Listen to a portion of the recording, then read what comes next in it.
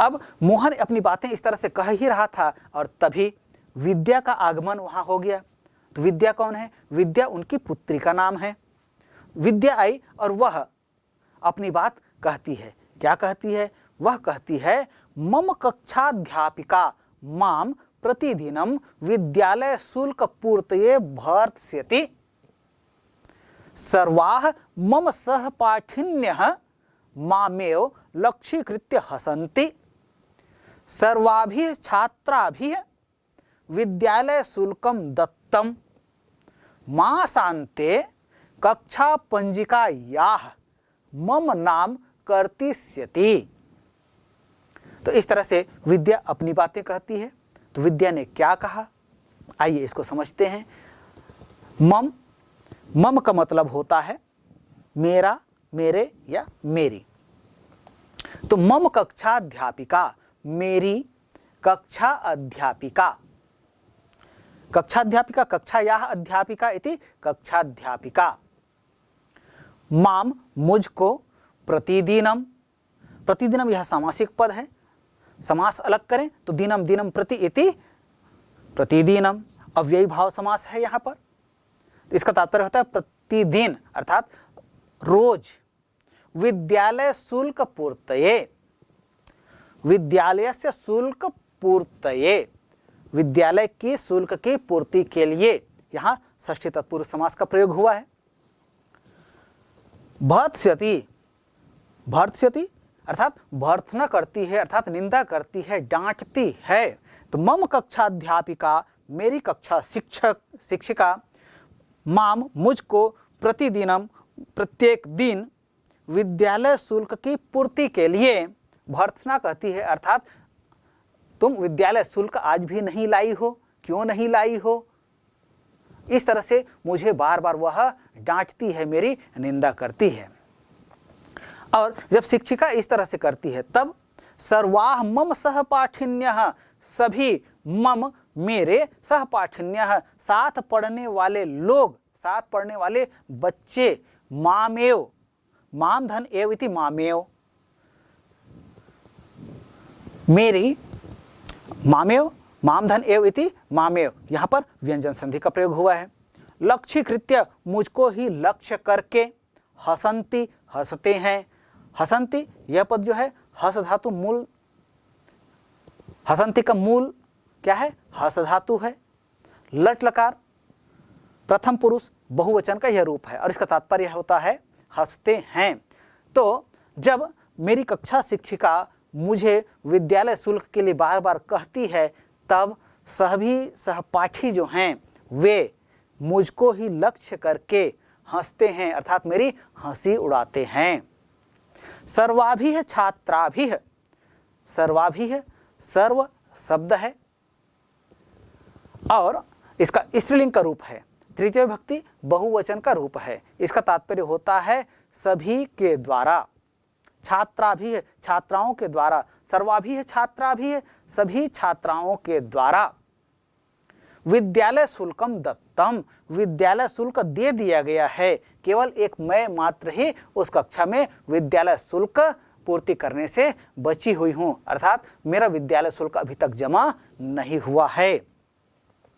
मासान्ते, महीने के अंत में, मासस्य अन्ते इति मासान्ते, यहाँ षष्ठी तत्पुरुष समास का प्रयोग हुआ है। और मास धन अंते इति मासान्ते, यहाँ दीर्घ स्वर संधि का प्रयोग हुआ। तो इस तरह से मासान्ते शब्द में समास भी है और संधि भी है, दोनों अलग करने के लिए पूछा जा सकता है। तो मासान्ते महीने के अंत में, कक्षा पंजिका याह कक्षा की पंजी से, मम नाम कर्तिष्यति मेरा नाम काट दिया जाएगा, अर्थात इस महीने के अंत तक यदि मैं विद्यालय शुल्क की पूर्ति नहीं करती हूं तब की स्थिति में शिक्षिका ने मुझे कहा है कि यदि इस महीने के अंत तक मैं विद्यालय शुल्क की पूर्ति नहीं करी तो मेरा नाम जो है विद्यालय की कक्षा पंजी से काट दिया जाएगा, अर्थात मैं फिर विद्यालय में पढ़ने के योग्य नहीं रहूंगी। तो इस तरह से विद्या अपनी समस्या पिता मोहन से कहती है। अब विद्या इस तरह की अपनी बातें कह ही रही थी कि कमला का वहाँ प्रवेश होता है और कमला अपनी माता से कुछ बात कहती है। क्या बातें कहती है, आइए देखते हैं। मातः प्रतिदिन मेव मह्यम कक्षाध्यापिका विषयाध्यापकाश्च विद्यालय गणवेशम धारयितुं कथयन्ति।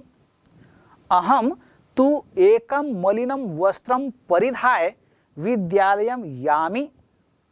प्रतिदिन मे कक्षायाः बहिः निष्कासनं क्रियते। कक्षा गवाक्षात् एव पाठ्यमानं विषयम् अहम शृणोमि। अब कमला जो है, देखिए मंच पे मोहन जो है पलंग पर सोया हुआ है, बुखार से पीड़ित है वह। राधिका घर के कार्यों को वहीं कर रही है और अलग अलग बच्चे जो है आते हैं और अपनी समस्याओं को वहाँ रखते हैं। अब विद्या के पश्चात कमला नाम की उनकी पुत्री आई है और वह अपनी माता से कहती है, क्या कहती है, मातः, माता। प्रतिदिन मेव, प्रतिदिनम धन एव इति प्रतिदिन मेव, यहाँ व्यंजन संधि का प्रयोग हुआ है। और प्रतिदिनम इस पद का यह समासिक पद है। समास विग्रह करें तो दिनम दिनम प्रति यह होगा और इसका तात्पर्य होता है प्रतिदिनम, यहाँ अव्ययी भाव समास है तो प्रतिदिनम इसका अर्थ होता है प्रत्येक दिन। मह्यम मुझको, कक्षाध्यापिका कक्षा अध्यापिका के द्वारा, विषय अध्यापकाश्च और विषय के अध्यापकों के द्वारा। कक्षाध्यापिका यह समासिक पद है। कक्षायाः अध्यापिका इति कक्षाध्यापिका, यहाँ षष्ठी तत्पुरुष समास का प्रयोग हुआ है। विषयाध्यापकाश्च, विषय धन अध्यापकाः धन च इति विषयाध्यापकाश्च। विषय धन अध्यापकाः, यहाँ पर दीर्घ स्वर संधि का प्रयोग हुआ है। अध्यापकाः धन च, यहाँ पर विसर्ग संधि का प्रयोग हुआ है और इसका तात्पर्य होता है विषय के अध्यापकों के द्वारा। विद्यालय गणवेशम, विद्यालयस्य गणवेशम इति विद्यालय गणवेशम, यहाँ षष्ठी तत्पुरुष समास का प्रयोग हुआ है। तो विद्यालय के गणवेश को धारयितुम, धारण करने के लिए। धारयितुम यह शब्द जो है ध्री धातु से बना हुआ है। ध्री धातु में तुमुन प्रत्यय का योग हुआ और इस तरह से इसका अर्थ होता है धारण करने के लिए। कथयन्ति, कहते हैं। कथयन्ति कथ धातु से बना हुआ है। लट लकार प्रथम पुरुष बहुवचन का यह रूप है। तो कमला जो है अपनी माता से कहती है प्रतिदिन में, प्रत्येक दिन मेरे कक्षाध्यापक और विषय अध्यापकों के द्वारा विद्यालय गणवेश धारण करने के लिए मुझे कहा जाता है। अर्थात ये सभी मुझे कक्षाध्यापक और विषय अध्यापक जो है विद्यालय गणवेश धारण करने के लिए कहते हैं। अहम तु एकम मलिनम वस्त्रम परिधाय विद्यालयम यामि। अहम का तात्पर्य होता है मैं, तु यह अव्यय पद है और इसका तात्पर्य होता है तो। एकम का तात्पर्य होता है एक।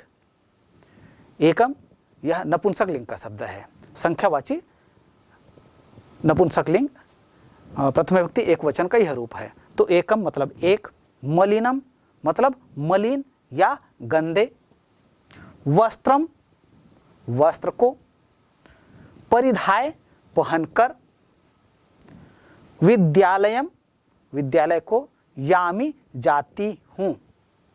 यामी या धातु है, लट लकार उत्तम पुरुष एक वचन का यह रूप है।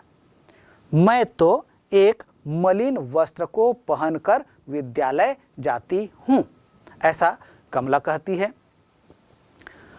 मलिनम वस्त्रम, यह जो शब्द आया है इसमें विशेषण विशेष से पहचान करने के लिए आपको कहा जा सकता है। मलिनम वस्त्रम अस्मिन् पदयोः विशेषण पदम चिनुत। अर्थात मलिनम वस्त्रम, इन दोनों पदों में से विशेषण पद को चुनकर लिखो। तो यहाँ आपको यह समझना होगा कि विशेषण कौन सा पद है और विशेष्य कौन सा पद है। विशेष्य किसको कहते हैं और विशेषण किसे कहते हैं, यह हम समझ लेते हैं। जिस शब्द से किसी वस्तु की विशेषता बताई जाए वह विशेषण शब्द होता है, और जिस वस्तु की विशेषता बताई जाए वह विशेष्य कहलाता है। तो मलिनम वस्त्रम, विशेषता किसकी बताई जा रही है? विशेषता यहाँ पर बताई गई है वस्त्र की। तो वस्त्र क्या हुआ? वस्त्र जो है विशेष्य हुआ। और वस्त्र की विशेषता क्या बताई गई है? वस्त्र की विशेषता बताई गई है मलिनम, अर्थात मलिनम शब्द से वस्त्र की विशेषता बताई गई है। इसलिए मलिनम जो है यहाँ क्या होगा? मलिनम विशेषण है और वस्त्रम यह विशेष्य है।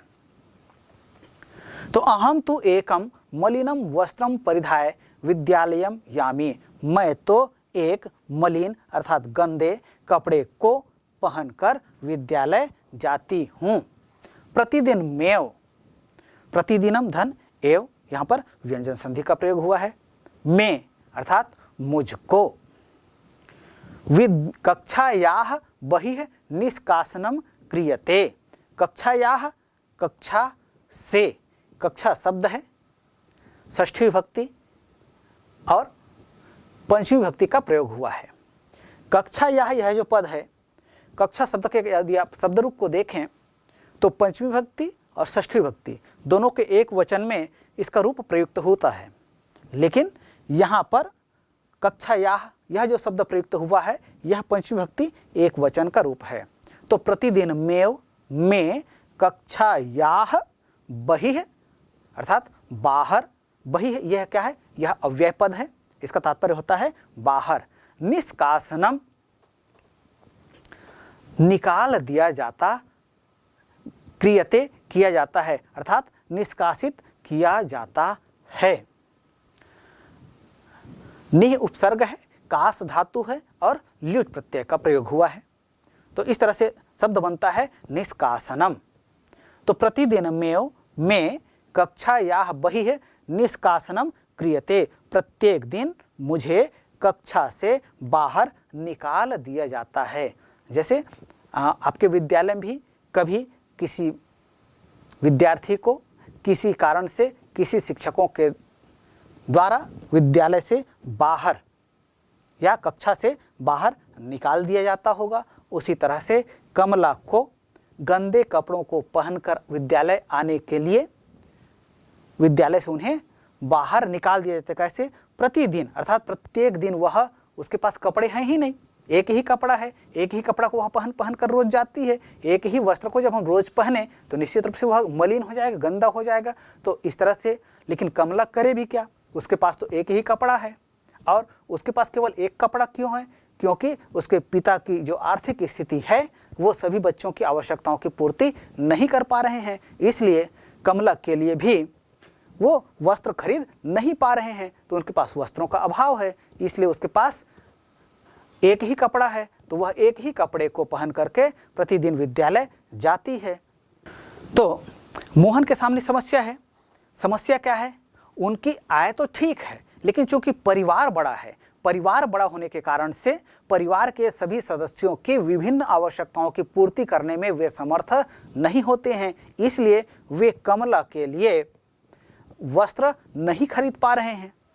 तो उनके पास एक ही कपड़ा है और उसी एक कपड़े को अर्थात उस गंदे कपड़े को रोज वह पहन कर जाती है, इसलिए प्रतिदिन उसे कक्षा से बाहर निकाल दिया जाता है।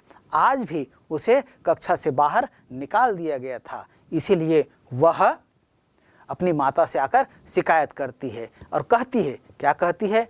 कक्षा गवाक्षात एव पाठ्यमानम विषयम अहम शृणोमि। कक्षा गवाक्षात, आप सभी को विद्यालय का कक्ष पता है? आप देखिए, इस तरह से विद्यालय का कक्ष है। विद्यालय के कक्ष को देखते हैं तो एक द्वार और साथ ही साथ अनेक उसमें गवाक्ष अर्थात खिड़कियां होती हैं। तो कक्ष से बाहर उनको निकाल दिया गया। अब वह बाहर दरवाजे से या खिड़की के पास खड़ी होकर पाठ्यमानम पढ़ाए जाते हुए, विषयम विषय को, अहम मैं, शृणोमि सुनती हूँ। तो विषय अध्यापकों के द्वारा, कक्षा अध्यापकों के द्वारा गंदे कपड़े के कारण उन्हें कक्षा से बाहर निकाल दिया जाता है और वह कक्षा के द्वार पर या खिड़की के पास खड़ी होकर पढ़ाए जाने, शिक्षकों के द्वारा पढ़ाए जाने विषय को वह सुनती है। तो यह शिकायत करती है, आज भी मुझे कक्षा से निकाल दिया गया था और मैं आज भी कक्षा से बाहर खिड़की के पास खड़ी होकर शिक्षकों के द्वारा पढ़ाए जाने वाले विषयों को सुन रही हूँ। अर्थात मेरे साथ ऐसा यह प्रतिदिन हो रहा है। तो निश्चित रूप से मेरे लिए नए कपड़े खरीदो, ये कमला के कहने का आशय है। अब मोहन और राधिका उनकी इच्छाओं की पूर्ति कर पाएंगे कि नहीं कर पाएंगे, ये उस विषय में सोचते उससे पहले ही श्यामा का आगमन हो गया और श्यामा आई और अपनी माता से कहती है, क्या कहती है? श्यामा कहती है, मातः 10वीं कक्षा तु मया उत्तीर्णा, न प्रेषयसि माम विद्यालयं साम्प्रतम्, गृहमेव उपविष्टा अहम किं करिष्यामि, देहि मे 30 रूप्यकाणि, अहम सूचिकर्मणः प्रशिक्षणं प्राप्तुं प्रशिक्षणालयं यास्यामि। तो इस तरह से श्यामा अपनी समस्याएं कहती हैं। श्यामा जो है वह 10वीं कक्षा उत्तीर्ण हो चुकी है, लेकिन अब चूंकि परिवार की आर्थिक स्थिति अच्छी नहीं है, इसलिए उसको आगे पढ़ाई के लिए विद्यालय नहीं भेजा जा रहा है। अब वह घर में बैठे रहती है। अब घर में बैठे बैठे क्या करे, तो वह सूचीकर्मण अर्थात सिलाई का कार्य सीखना चाहती है। तो इसके लिए वह प्रशिक्षण केंद्र जाना चाहती है, लेकिन वहाँ प्रशिक्षण केंद्र में जाने के लिए उन्हें 300 रुपयों की आवश्यकता है। तो उन्हीं बातों को वह अपनी माता से कहती है। तो माता 10वीं कक्षा तु मया उत्तीर्णा, 10वीं कक्षा तो मैंने उत्तीर्ण कर लिया है। तो 10वीं, दसम का यह स्त्रीलिंग रूप है। जैसे 10वीं कहते हैं, 10 कहते हैं, तो इसका मतलब होता है 10, लेकिन आप कहेंगे 10वीं कहेंगे, क्रमवाची कहेंगे। जैसे एक कहते हैं तो एक हुआ, और प्रथमा कहते हैं तो पहला कहते हैं। पहला क्या है? पहला जो क्रमवाची शब्द है। प्रथमा, द्वितीया, तृतीया, ये सभी क्रमवाची संख्याएं हैं। तो इसी तरह से 10वीं ये जो कहा गया है क्या है? यह क्रमवाची संख्या है। तो कक्षाओं में जिस तरह से आप सभी 10वीं कक्षा में पढ़ रहे हैं, तो 10 नहीं पढ़ रहे हैं, आप क्या पढ़ रहे हैं? आप 10वीं पढ़ रहे हैं। तो इसलिए क्या कहेंगे आप इसको? 10वीं को संस्कृत में क्या कहेंगे? 10वां को कहते हैं दसम, और 10वीं कहेंगे तो इसका स्त्रीलिंग रूप बना लीजिए। दसम का स्त्रीलिंग 10वीं। तो 10वीं कक्षा तु मया उत्तीर्णा, 10वीं कक्षा तो मया, मया यह शब्द कैसे बना है? मया का तात्पर्य होता है मेरे द्वारा। अस्मद मूल शब्द है। अस्मद का तृतीय विभक्ति एक वचन का यह रूप है, और मया इस शब्द का प्रयोग यह उभयलिंगी शब्द है, अर्थात पुल्लिंग में भी इसका प्रयोग होता है और स्त्रीलिंग में भी इसका प्रयोग होता है। तो 10वीं कक्षा तु मया उत्तीर्णा, 10वीं कक्षा तो मेरे द्वारा उत्तीर्ण कर लिया गया है। न का तात्पर्य होता है नहीं, यह अव्ययवाचक पद है। प्रेषयसि भेज रही हो, माम मुझको, विद्यालयम सांप्रतम, सांप्रतम यह भी अव्ययवाचक पद है। इसका तात्पर्य होता है अब या इस समय। विद्यालय मतलब विद्यालय को। न प्रेषयसि माम विद्यालयम सांप्रतम, अब मुझको विद्यालय नहीं भेज रही हो। गृहमेव, गृहम धन एव इति गृहमेव, इसका तात्पर्य होता है घर में ही। उपविष्टा बैठी हुई, अहम किम करिष्यामि, घर में बैठी हुई मैं क्या करूं, अर्थात घर में रहकर ही मैं क्या करूंगी। ऐसा वह प्रश्न उपस्थित करती है। देहि अर्थात दो, में मुझको, 63 रूप्यकाणि, 63 कहते हैं 300, सत का मतलब होता है 100, त्रि का मतलब 3, तो 300 रूप्यकाणि, 300 रुपये, अहम सूचीकर्मणः, मैं सूचीकर्मण अर्थात सिलाई का कार्य, तो सिलाई का प्रशिक्षण, सूचीकर्मणः प्रशिक्षणम, सिलाई का प्रशिक्षण, प्राप्तुम प्राप्त करने के लिए, प्राप्तुम यह शब्द कैसे बनता है, प्रधन आप धन तुमन प्रत्यय से मिलकर बनता है प्राप्तुम प्राप्त करने के लिए, प्रशिक्षणालयम, प्रशिक्षणालय अर्थात जहां सिलाई का प्रशिक्षण दिया जाता है वहां, यास्यामि जाऊंगी। तो देखिए श्यामा जो है बड़ी चतुर है, यह श्यामा चतुरा कन्या है और यह पढ़ाई में अच्छी रही, इसलिए 10वीं कक्षा भी इन्होंने अच्छे अंकों से उत्तीर्ण कर ली और यह अब घर में बैठकर नहीं रहना चाहती है। घर में खाली बैठना ये उन्हें उचित नहीं लगता है, इसलिए वह अपने समय का सदुपयोग करना चाहती है। समय का सदुपयोग कैसे करना चाहती है, वह सिलाई कार्य सीखना चाहती है ताकि वह कुछ पैसे भी अर्जित कर सके और समय का भी उनका सदुपयोग हो जाए, तो इसलिए वह सिलाई का कार्य सीखना चाहती है। आप सब भी पढ़ाई के साथ साथ विभिन्न जो कार्य हैं, जो घर के कार्य हैं या इस तरह से कौशल से युक्त कार्य हैं, इन कार्यों को सीखने के लिए उद्यत आपको होना चाहिए। जैसे श्यामा जो है सिलाई कार्य सीखने के लिए उद्यत हो रही है, इसी तरह से विभिन्न कौशलों को सीखने के लिए आपके मन में भी लालसा होनी चाहिए। तो देहि में 63 रूप्यकाणि, मुझको 300 रुपया दो, मैं सूचीकर्मणः प्रशिक्षणम प्राप्तुम प्रशिक्षणालयम यास्यामि, सिलाई का कार्य का प्रशिक्षण प्राप्त करने के लिए प्रशिक्षणालय जाऊंगी, ऐसा वह कहती है। तो निश्चित रूप से श्यामा का जो प्रस्ताव है वह अच्छा है, लेकिन क्या मोहन और राधिका का जो परिवार है वो उनकी इस इच्छा की पूर्ति करने में समर्थ हो सकते हैं?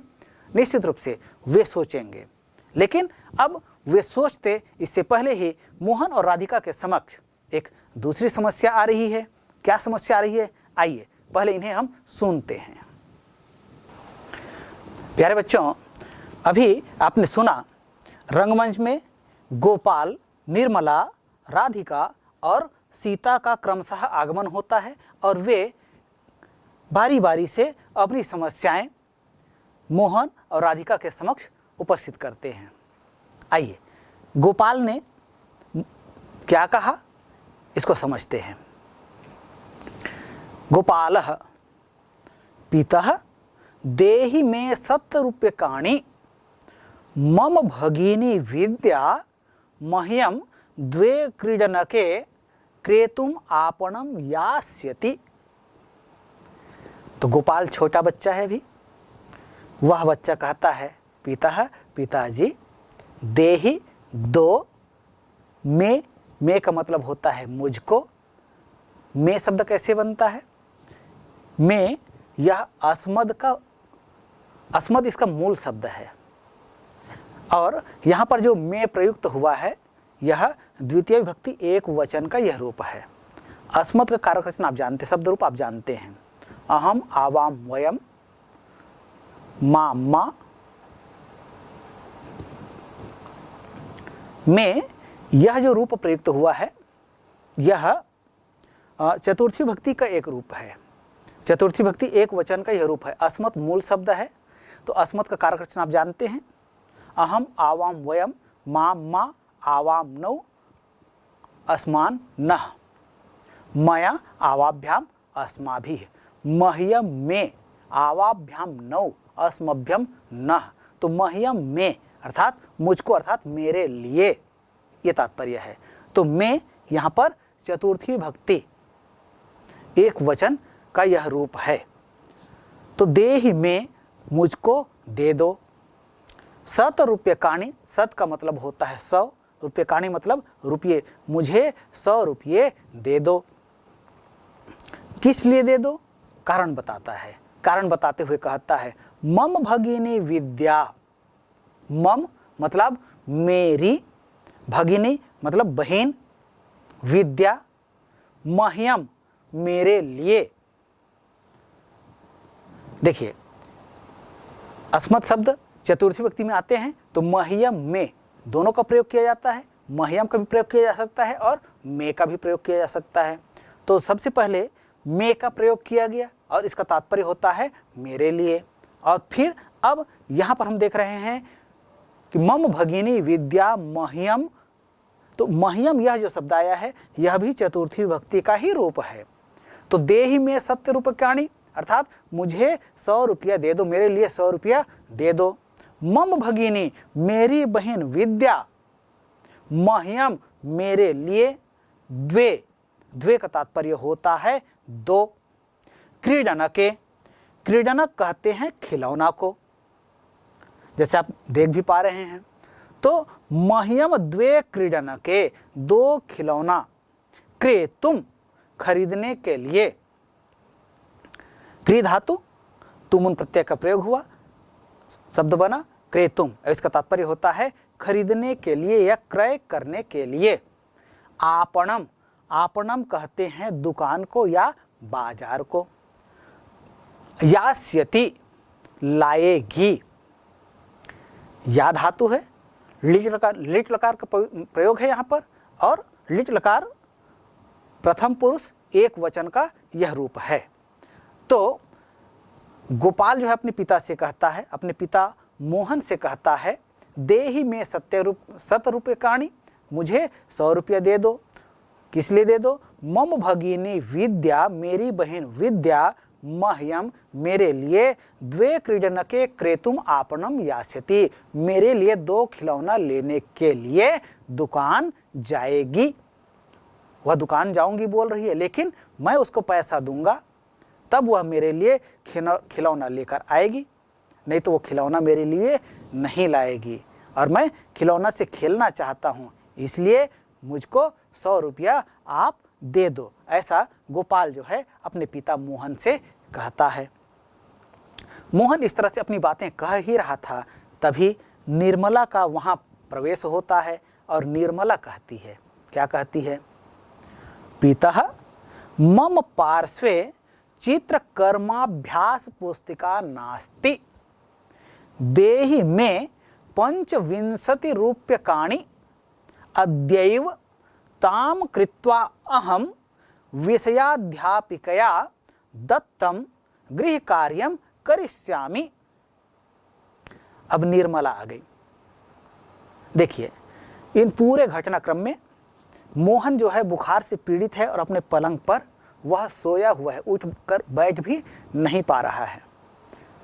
उनकी पत्नी राधिका घर के कार्यों में लगी हुई है और अलग अलग बच्चे आते हैं और अपनी समस्याएं उन दोनों से कह रहे हैं। अब निर्मला आ गई। निर्मला भी कहती है, क्या कहती है? पिता, पिताजी, मम पार्श्वे मेरे पास, चित्र कर्म अभ्यास पुस्तिका, चित्र कर्म धन अभ्यास पुस्तिका, यहाँ पर दीर्घ स्वर संधि का प्रयोग हुआ है, अर्थात चित्र बनाने का जो अभ्यास पुस्तिका है, नास्ति, न धन अस्ति इति नास्ति, यहाँ दीर्घ स्वर संधि का प्रयोग हुआ है।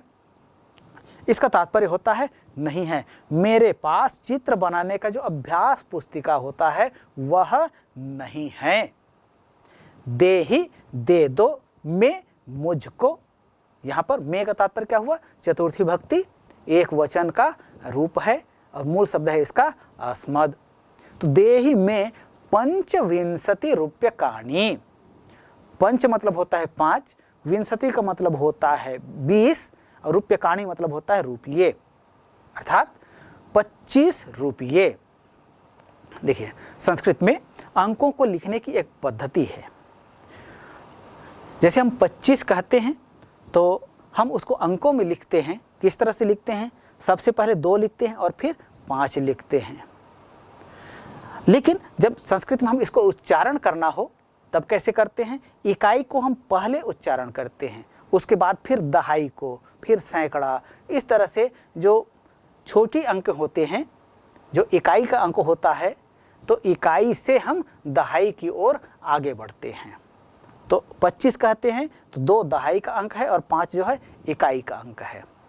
तो हमको जैसे 25 कहना है तो संस्कृत में कैसे कहेंगे, तो 5 जो है इकाई का अंक है तो इसलिए उसको पहले कहेंगे पंच, फिर 2 जो है क्या है, यह दहाई का अंक है अर्थात इसका 20 इसका मान है तो इसको कहेंगे विंशति। तो पंचविंशति रूप्यकाणि 25 रुपये अद्यैव, अद्य धन एव इति अद्यैव, यहाँ पर वृद्धि स्वर संधि का प्रयोग हुआ है। और ये दोनों पद, अद्य यह भी अव्यय पद है और एव यह भी अव्यय पद है। अद्य का तात्पर्य होता है आज, एव का तात्पर्य होता है ही, अद्यैव आज ही। ताम कृत्वा उसको खरीद कर, किसको खरीद कर, चित्रकर्म अभ्यास पुस्तिकाम कृत्वा, अर्थात चित्र बनाने का जो अभ्यास पुस्तिका है उसको खरीद कर। कृत्वा यह शब्द कैसे बनता है, कृ धातु है, अक्त्वा प्रत्यय का प्रयोग हुआ है और इस तरह से शब्द बनता है कृत्वा। कृ का मतलब होता है क्रय करना या खरीदना, कृत्वा का तात्पर्य होता है खरीद कर। तो ताम कृत्वा उस अभ्यास पुस्तिका को आज ही खरीद कर, अहम मैं, विषयाध्यापिकया, विषय अध्यापिका के द्वारा, विषय धन अध्यापिकया, यहाँ पर दीर्घ स्वर संधि का प्रयोग हुआ। और विषयाध्यापिकया इस पद को यदि हमको पहचानना होगा तो एक तो विषय धन अध्यापिकया, तो अध्यापिकया यह शब्द कैसे बनता है, अध्यापिका यह मूल शब्द है, तृतीय विभक्ति एक वचन का प्रयोग करें तब रूप बनता है अध्यापिकया। तो विषय अध्यापिका, विषयस्य अध्यापिकया इति विषयाध्यापिकया, यहाँ पर षष्ठी तत्पुरुष समास का प्रयोग हुआ। तो विषयाध्यापिकया इसको हमको पहचानने के लिए कहा जा सकता है, संधि विच्छेद करने के लिए कहा जा सकता है, समास विग्रह करने के लिए कहा जा सकता है।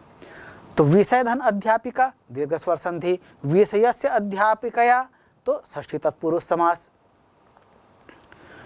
और अध्यापिकया यह शब्द दे दिया जाए और इसकी पहचान करने के लिए कहा जाए कि मूल शब्द क्या है, लिंग कौन सा प्रयुक्त हुआ है, विभक्ति कौन सा प्रयुक्त हुआ है और वचन कौन सा प्रयुक्त हुआ है। इस तरह से प्रश्न पूछा जा सकता है।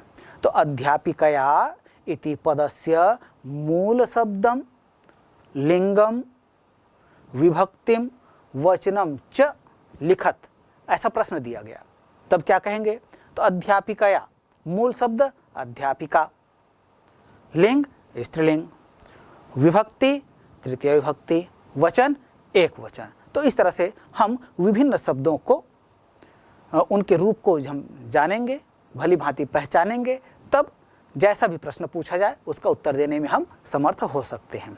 तो विषयाध्यापिकया विषय अध्यापिका के द्वारा दत्तम दिए गए गृह कार्यम, गृह कार्य को करिष्यामि करूँगी, तो आप मुझे 25 रुपये दे दीजिए, उससे मैं अभ्यास पुस्तिका खरीदूंगी और विषय अध्यापिका के द्वारा दिए गए गृह कार्य को पूरा करूंगी। क्यों? क्योंकि मुझे कल विद्यालय में जाकर के विषय अध्यापिका को उन्हें दिखाना है।